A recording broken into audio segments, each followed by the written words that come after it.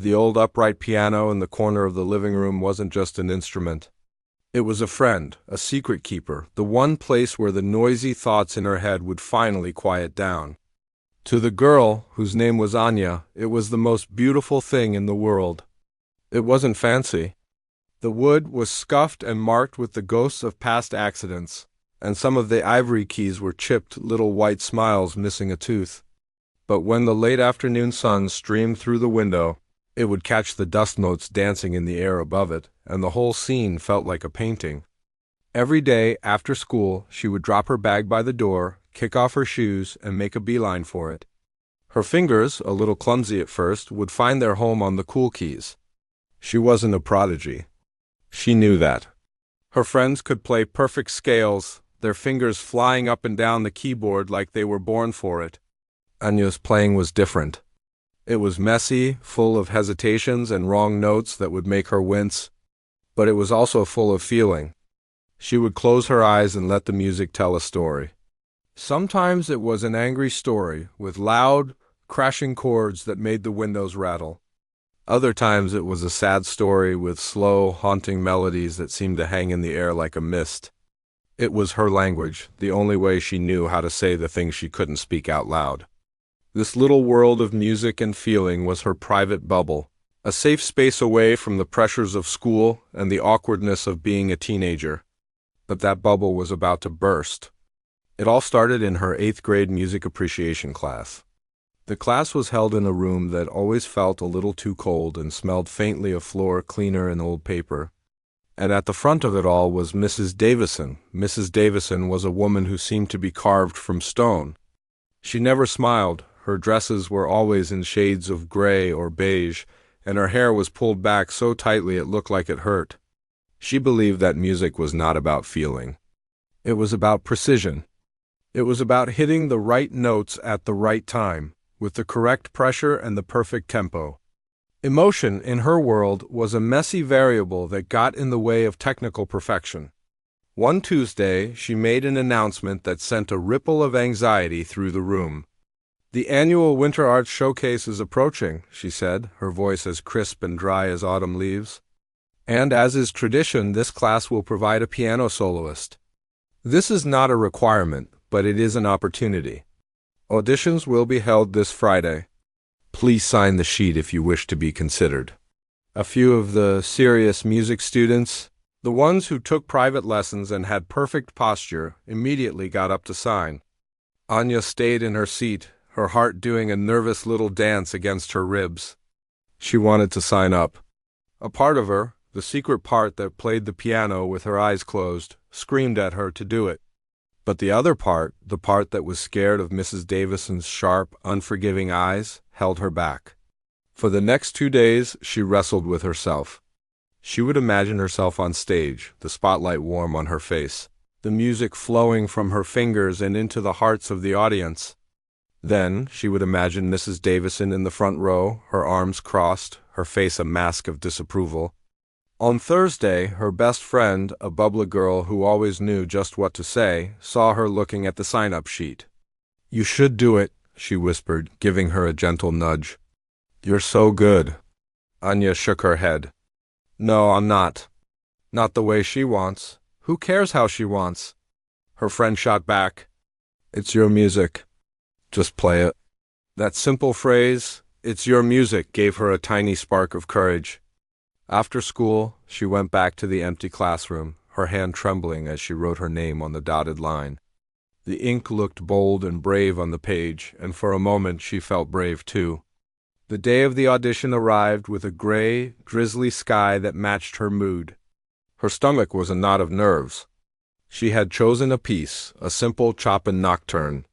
It wasn't flashy, but it was beautiful, and it felt like a part of her.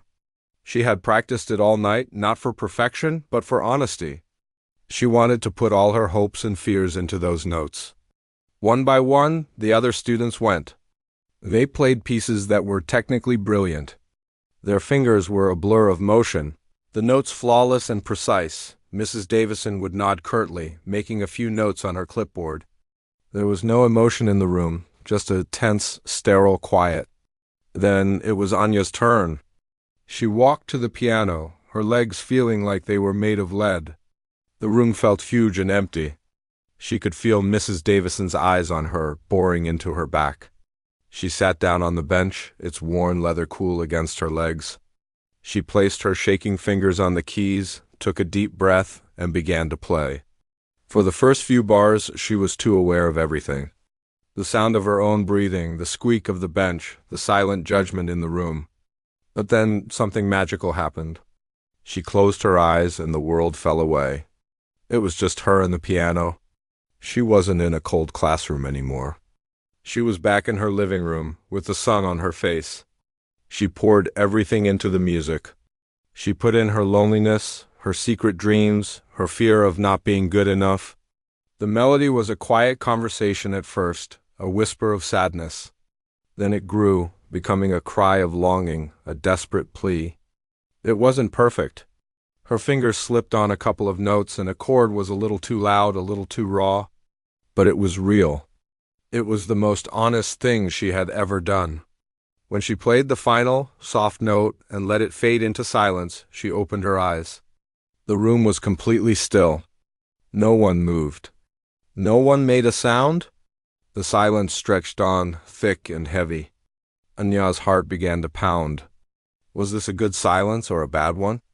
She couldn't tell. She looked at Mrs. Davison, who hadn't looked up from her clipboard. The teacher finally finished writing, clicked her pen with a sharp, final sound, and lifted her gaze.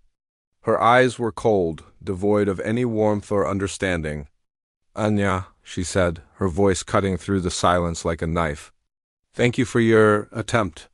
The word attempt hung in the air, dripping with condescension. "You clearly have a deep affection for the instrument. That much is obvious. But affection does not create music. Talent does, and talent, I'm afraid, is something that cannot be faked." She paused, letting the words sink in. Anya felt the blood drain from her face. "Your performance was technically flawed. The timing was inconsistent, your dynamics were crude, and your emotional interpretation was melodramatic. It lacked the discipline and control that are the hallmarks of a true musician." Mrs. Davison looked back down at her clipboard, dismissing her. "I appreciate the effort, truly. But the stage is not the place for this kind of self-indulgent display. You will not be participating in the showcase." The words were physical blows, each one landing with a sickening thud. Anya felt the air leave her lungs. She couldn't breathe. She stood up, her legs trembling so badly she was afraid they would give out. She didn't dare look at the other students. She could feel their eyes on her, a mixture of pity and relief. She walked back to her seat, each step feeling like a mile long. The world had shrunk to the size of that horrible room, and the only sound was the cruel echo of Mrs. Davison's voice in her head. "You lack the ability, you lack the talent." The little spark of courage her friend had given her was snuffed out, replaced by a cold, heavy shame. She had believed for a moment that her music mattered, but Mrs. Davison had just told her the truth. It didn't. It was just noise. And as she sat there, staring at her hands resting in her lap, she felt the music inside her go silent. The walk home from school that day was the longest walk of her life. Every crack in the sidewalk seemed like a chasm she had to leap over. Every sound, a car horn, a dog barking, the laughter of kids playing in a nearby yard felt sharp and painful, like tiny needles pricking her skin. The world was still happening, but she was no longer a part of it. She was wrapped in a thick, gray fog of shame. When she finally reached her front door, her hand trembled so much that she could barely fit the key in the lock. Inside, the house was quiet. It was a heavy kind of quiet, a blanket that smothered every sound. And there, in the corner of the living room, was the piano. It wasn't her friend anymore. It wasn't her sanctuary. It was a monument to her failure. The chipped keys and scuffed wood, which she had once found charming, now just looked sad and broken, just like her. She stood there for a long time, just staring at it, the teacher's words echoing in the silence of her own mind. "You lack the ability, you lack the talent." They weren't just words anymore. They were the truth. The days that followed bled into one another, a gray, colorless routine. She would come home from school, drop her bag, and walk straight past the piano without a sideways glance. It became a ritual of avoidance. The bench, which used to invite her to sit, now looked like a witness to her humiliation. She started to notice a fine layer of dust beginning to settle on the glossy black surface. It was a visual representation of the silence that had taken up residence inside her. The music she used to hear in her head, the little melodies she would hum while washing the dishes, or the rhythms she would tap out on her desk with her fingers, was gone. The only soundtrack to her life now was the cold, critical voice of Mrs. Davison. It followed her everywhere. When she tried to do her math homework, the voice would whisper, "You're not smart enough for this either." When she looked in the mirror, it would say, "Look at you. Nothing special." And when she let her eyes drift toward the silent piano in the living room, it would scream, "You are a failure. You have no talent. You should just give up." In music class, she became a ghost. She would take her seat in the very back corner, shrinking into the hard plastic chair, trying to make herself as small as possible. She kept her eyes glued to her notebook, doodling meaningless patterns in the margins. Anything to avoid looking at the front of the room where Mrs. Davison stood, or at the piano where another student now sat. The girl who had been chosen for the showcase was a technically perfect player. Her fingers moved with a clean, detached precision that the teacher clearly adored. Every day the class would listen to her practice, and every day Anya would feel a fresh wave of pain. It wasn't jealousy, not really. It was a deep, profound sense of loss. She was mourning the part of herself that had died in that cold classroom. The music that other girl played was like a beautifully crafted empty box. It was perfect on the outside, but there was nothing inside. Anya knew with a certainty that settled like a rock in her stomach that her own messy, emotional music would never be good enough for a world that only valued perfect boxes. Her best friend noticed the change, almost immediately. At first she tried to be gentle. "Hey, want to come over after school? We could listen to that new band you like," she'd suggest, her voice full of concern. Anya would just shake her head and mumble something about having homework. Another time, her friend tried a different approach. "Remember that silly song you made up about my cat? Can you play it for me?" Anya just stared at her, her eyes vacant, before turning away to talk to someone else. The friend didn't understand. How could she? She didn't know about the crushing weight of Mrs. Davison's words. She didn't know that Anya now saw her own passion as a joke, a self-indulgent display that was better left unheard. So, after a while, her friend stopped asking. The space between them grew wider, filled with a silence that Anya had created. She felt more alone than ever, but she believed she deserved it. She was a person without talent, a person without a voice. What did she have to offer anyone? The silence in her own home became the hardest part. Her parents, sensing something was wrong, would try to reach out. Her mother would leave a cup of hot chocolate on her desk without a word. Her father would ask about her day, and she would answer with a shrug. One evening, he put on a record, an old classical piece that Anya used to love. The soaring melodies filled the house, but for her they were just noise. It was a language she no longer understood. She got up from the couch, walked to her room, and closed the door, blocking out the music. She lay on her bed, staring at the ceiling, and let the silence wash over her. It was safer in the silence. In the silence, no one could judge you. No one could tell you that you weren't good enough. The silence was a shield, but it was also a prison. She was starting to forget what it felt like to create something, to feel the music flow from her hands and fill a room. The girl who played the piano with her eyes closed was gone, and in her place was this quiet, empty shell. She had completely accepted Mrs. Davison's judgment as the ultimate truth. It wasn't just an opinion anymore. It was a fact. She was untalented. And a person who is untalented at the one thing they love has no reason to play at all. The piano in the living room continued to gather its dust, a silent, lonely testament to a dream that had been told it wasn't good enough to exist. A month passed. It was a strange, floaty kind of time, where the days blurred together into one long, gray ribbon. The girl, Anya, learned to live with the silence inside her. It became her new normal. She went to school, she did her homework, she ate her meals. She even laughed at her friends' jokes sometimes, but it was a hollow sound like an echo in a large, empty room. The piano in the living room was no longer a painful reminder of her failure. It was just a piece of furniture, like the dusty lamp or the old armchair in the corner. She had successfully erased it from her life. Also, she thought, then the flyers appeared. It was as if they had spawned overnight, multiplying in the school hallways like bright, colorful weeds. They were everywhere. Taped to lockers, stapled to bulletin boards, fluttering in the doorways. Winter Art Showcase? They screamed in big, bold letters, surrounded by pictures of stars and musical notes. The first time she saw one, her heart gave a painful lurch, a sudden jolt in a chest that had been numb for weeks. She quickly looked away, her eyes finding a fascinating spot on the scuffed floor. But the flyers were relentless. They followed her, their cheerful colors a stark contrast to the gray world she had built around herself. She started taking the long way to her classes, navigating through lesser-used corridors just to avoid them.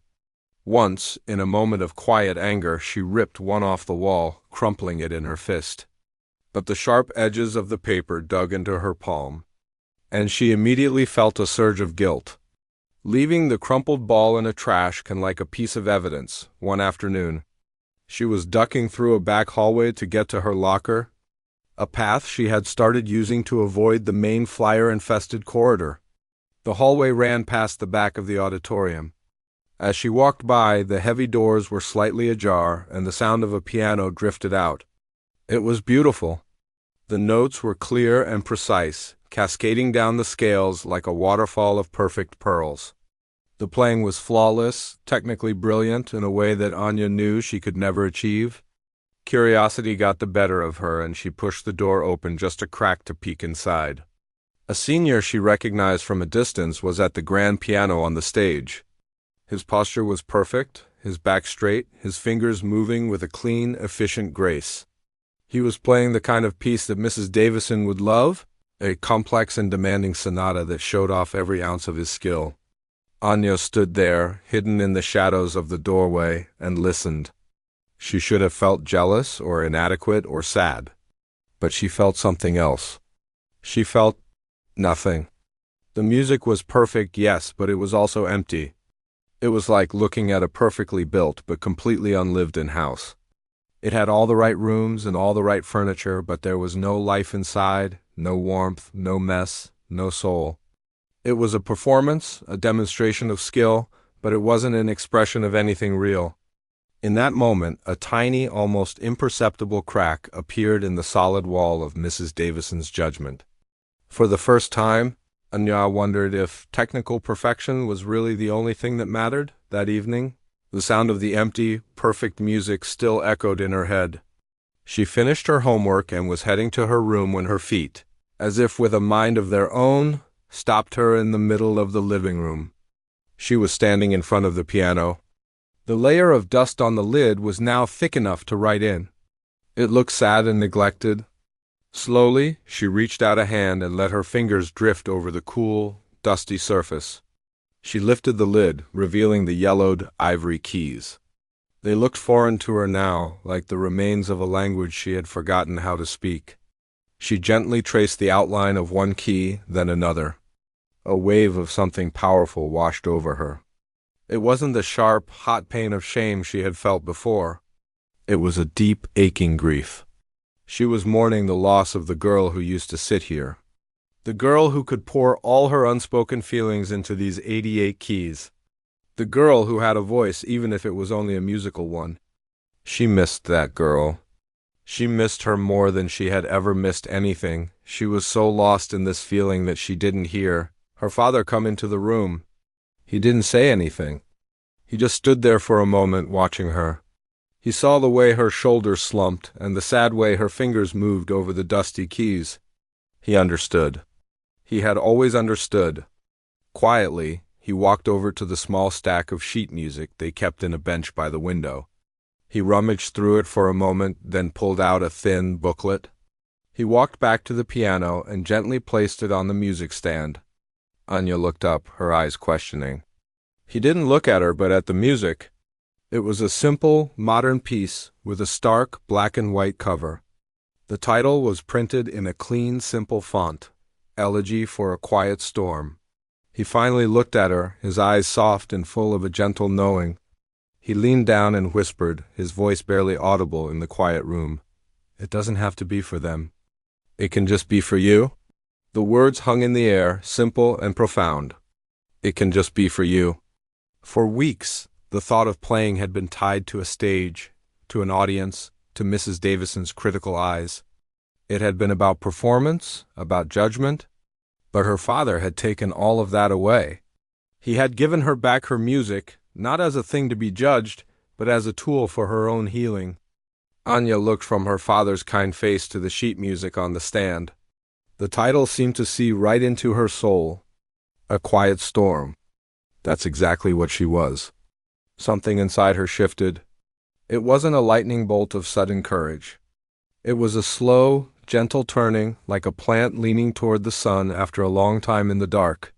The desire to prove Mrs. Davison wrong was still there, a small, flickering ember of anger. But it was being overshadowed by something new, something much more powerful. It wasn't about revenge anymore. It was about reclamation.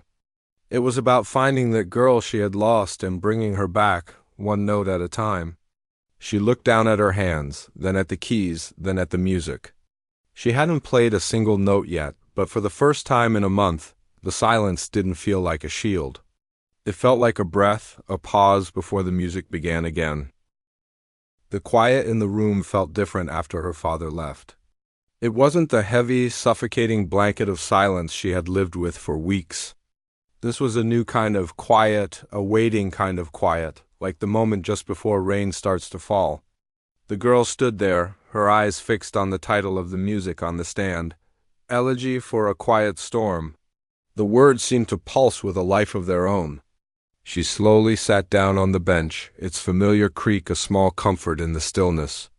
Her fingers hovered over the keys, hesitant, afraid. They felt stiff and foreign, like they belonged to someone else. With a shaky breath, she placed them down and pressed the first note. The sound that came out was dull and clumsy. It was a thud, not a note. She flinched.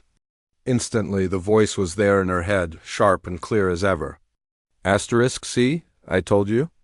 It's gone. You've forgotten how. You were never any good to begin with. Asterisk, she tried again, a simple three-note phrase from the beginning of the piece. Her fingers fumbled, hitting two keys at once, creating a discordant clang that made her wince. The voice in her head laughed. Asterisk, pathetic. Just give up. You're embarrassing yourself. Asterisk. She pulled her hands back as if the keys were hot. Her shoulders slumped, and the old, familiar feeling of shame washed over her, cold and thick. Maybe the voice was right. Maybe it was too late.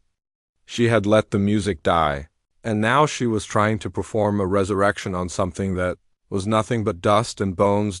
She was about to close the lid, to surrender to the silence once more when her eyes caught the title again. Elegy for a Quiet Storm. A quiet storm. That was her. The anger and hurt weren't loud and flashy. They raged inside her, hidden behind a quiet blank face. This piece wasn't written for a perfect prodigy. It was written for her. A new thought, a rebellious one, pushed its way through the fog of her self-doubt. What if she wasn't trying to be perfect? What if she was just trying to be honest? Mrs. Davison wanted precision. She wanted clean, empty boxes. But this music, this elegy, demanded a mess. It demanded a storm. The goal shifted in her mind, so subtly that she barely noticed it at first. It wasn't about playing the right notes anymore. It was about telling the truth. She started again, but this time she didn't care about the mistakes. She let her fingers explore the first few bars of the piece. The beginning was tentative, full of questioning, single notes that hung in the air like lonely little clouds. It felt like a person waking up from a long, deep sleep, slowly testing their limbs, wondering where they were. Her playing was still clumsy, full of wrong notes and hesitant timing, but she didn't stop. She pushed through the awkwardness, focusing on the feeling behind the melody. This was the quiet before the storm, the sadness, the loneliness. She thought of the long walks home from school, of avoiding her friends' eyes, of the dust gathering on the piano lid.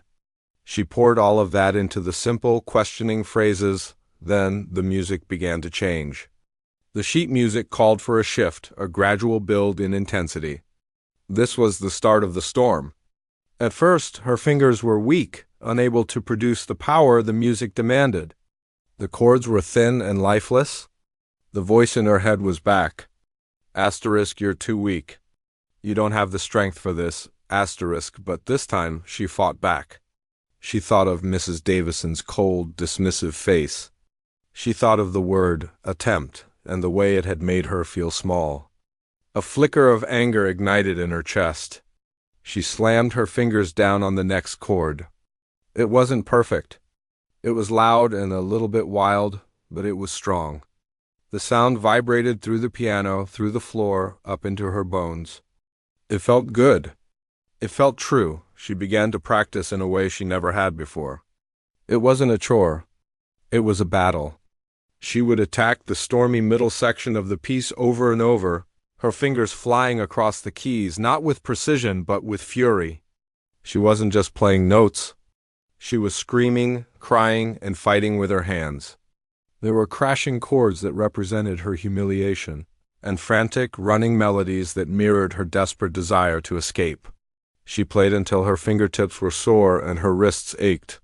Sometimes she would mess up so badly that she would let out a frustrated groan, but she would always start again. She was no longer afraid of the mistakes. The mistakes were part of the storm. They were the thunder and lightning. Hours would melt away. The afternoon sun would cast long shadows across the room, and she wouldn't notice.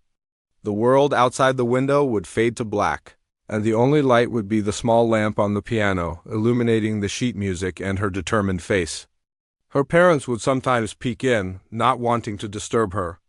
They would see her, head bent, body swaying slightly, completely lost in the music. They didn't see a girl practicing a piano piece. They saw their daughter coming back to life. Piece by piece, note by painful note. She began to understand the music on a deeper level. The storm wasn't just about anger. It was about chaos and confusion.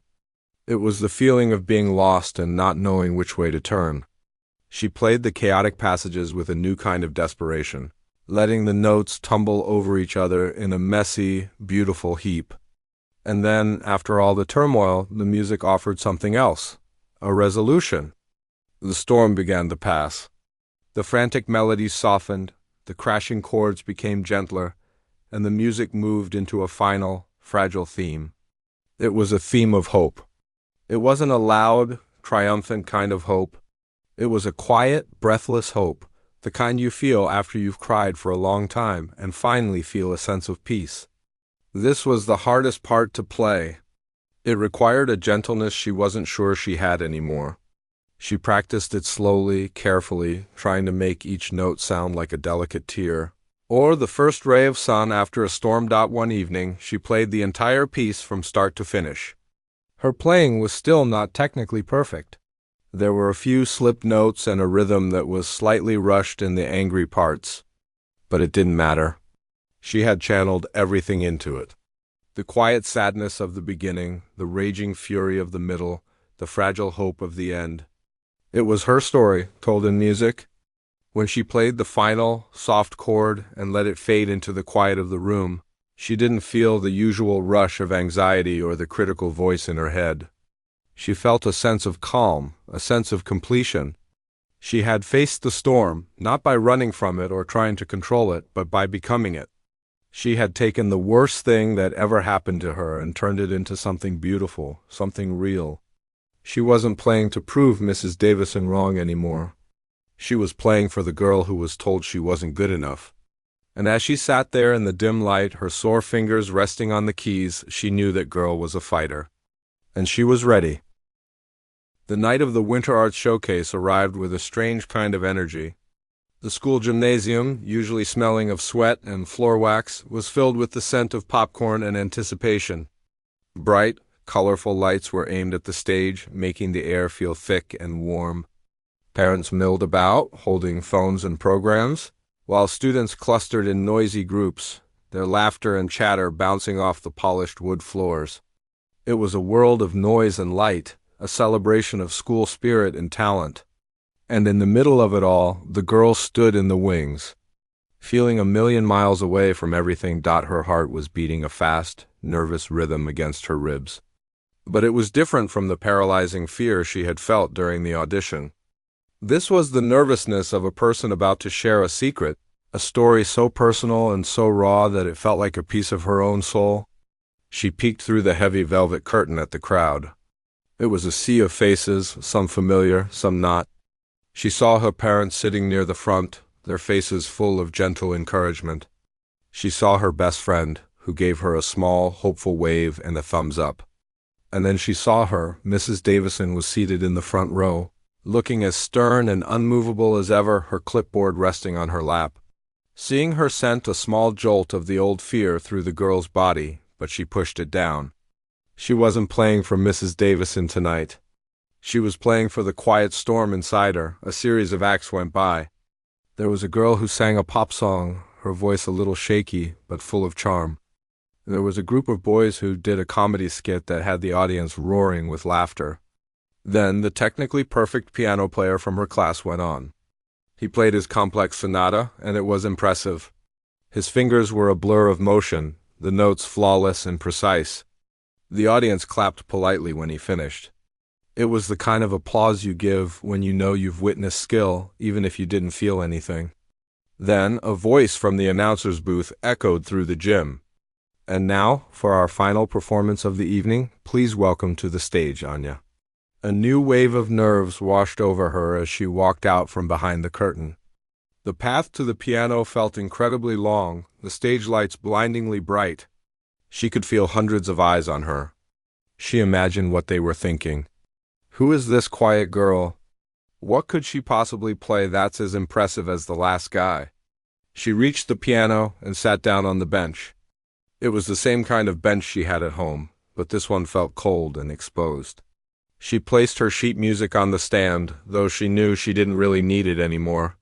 The notes of Elegy for a Quiet Storm were etched into her memory and, more importantly, into her heart.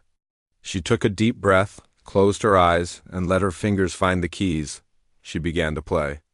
The first few notes were soft and hesitant, a quiet question asked in a noisy room.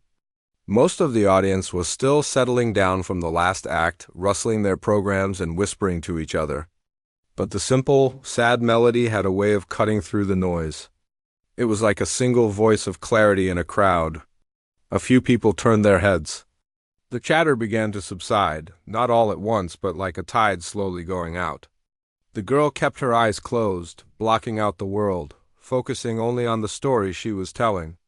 This was the loneliness, the feeling of being invisible, the heavy silence of the living room with the dusty piano. She poured all of that quiet sadness into the opening phrases, and the room began to listen. Then the music began to shift. A low, rumbling chord introduced the start of the storm. The melody became more insistent, more complex. The quiet questioning turned into a cry of longing. By now, a true silence had fallen over the gymnasium. It was a different kind of silence than before. It wasn't just a lack of noise. It was a presence, a shared, focused attention. You could feel the energy in the room change. People were leaning forward in their seats. The girl on stage was no longer just a student. She was a storyteller, and her story was captivating. Her friend in the third row felt a lump form in her throat. She wasn't just hearing music. She was hearing her friend's pain. The pain she had seen but not understood for the past month. The music swelled into its chaotic, emotional core. The storm had arrived. Her fingers moved across the keys, not with the clean precision of the previous performer, but with a raw, untamed energy. There were crashing chords that sounded like thunder and frantic, tumbling melodies that felt like a desperate struggle. Her body swayed with the music, her movements almost frantic. She wasn't just playing the piano. She was fighting a battle with it, and the sound was breathtakingly honest. It was the sound of heartbreak and anger, of feeling lost and small. A tear slid down her friend's cheek. The boy sitting next to her, a star basketball player who barely knew the girl on stage, stared at the piano, his own eyes glistening with an emotion he couldn't name. He was feeling it too. Everyone was. The music had bypassed their brains and gone straight to their hearts. It was the sound of every time they had ever been hurt, every time they had ever been told they weren't good enough. After what felt like an eternity, the storm began to pass. The frantic chaos softened, the crashing chords became gentler, and the music moved into its final, fragile theme. It was a theme of hope, not a loud, triumphant hope, but a quiet, breathless one. It was the feeling of finding peace after a long cry, of seeing the first ray of sun after a storm. The girl played it with a newfound gentleness, her fingers barely pressing the keys, as if the notes were as fragile as butterfly wings. When she played the final, soft chord and let it fade into the profound silence of the room, she didn't move. She kept her eyes closed, her fingers resting on the keys. Letting the last echo of the music hang in the air, the gymnasium remained completely silent for a full 5 seconds. No one moved. No one breathed. It was as if they were all under a spell, lost in the world she had created for them. Then, a single person in the back started to clap. It was quickly joined by another, and another, until the entire room erupted in a thunderous, heartfelt ovation. It wasn't just polite clapping. It was a wave of sound, a physical force that pushed against the stage. People were standing up, their faces wet with tears. The applause was for her, but it was also for themselves, for the part of them that her music had touched, through the tears blurring her vision. The girl looked out at the standing audience. She saw her friend crying and smiling at the same time. She saw her parents, their faces beaming with pride. Her eyes searched the front row and found Mrs. Davison. The teacher was still seated, her face a mask of shock and confusion. She wasn't clapping. But as the girl looked at her, she saw something she never expected to see. A single, perfect tear was tracing a path down the teacher's cheek. It was a tiny crack in the stone facade, a sign that even the most closed-off heart had been reached by the music. The girl felt a sense of peace wash over her. She hadn't just played the piano. She had spoken a universal language, and in doing so had finally set herself free. The judgment no longer mattered. The talent no longer mattered. All that mattered was the truth, and she had finally found the courage to tell it.